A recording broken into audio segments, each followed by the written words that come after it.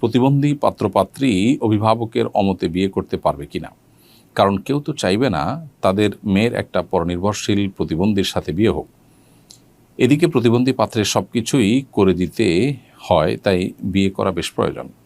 এক্ষেত্রে পাত্রী সব মেনে নিয়ে সম্মতি দিলে পাত্রীর অভিভাবকের অমতে বিয়ে সম্পন্ন হবে কিনা।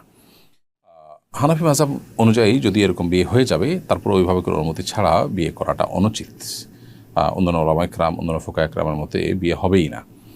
আর বিয়ের ক্ষেত্রে পাত্রপাত্রীর পছন্দ অপছন্দ এটাই শরীয়তের দৃষ্টিকোণ থেকে মূলত মুখ্য। অতএব তারা যদি সম্মত থাকে তাহলে সেক্ষেত্রে মৌলিকভাবে অন্যদের সেখানে বড় ধরনের আপত্তি করবার স্কোপ খুব বেশি নেই। হ্যাঁ, বাবা মার একটা আপত্তির জায়গা থাকে, সুযোগ থাকে, সেটা হলো যদি কুফু বা সামঞ্জস্যের বাইরে এমন কোনো জায়গায় আত্মীয়তা করে যেটা বাবা মার জন্য মানসম্মানের ব্যাপার, তাদের ফ্যামিলির সাথে যায় না, এরকম কোনো ইস্যু থাকে, তাহলে তারা প্রশ্ন তুলতে পারেন। কিন্তু শরিয়া দৃষ্টিকোণ থেকে বিশেষ করে ফিকহে হানাফির আলোকে এরকম বিয়ে বিশুদ্ধ হয়ে যাবে যদি মেয়ে তিনি একজন মানুষের সেবা করার নিয়তে বিয়ে বসেন।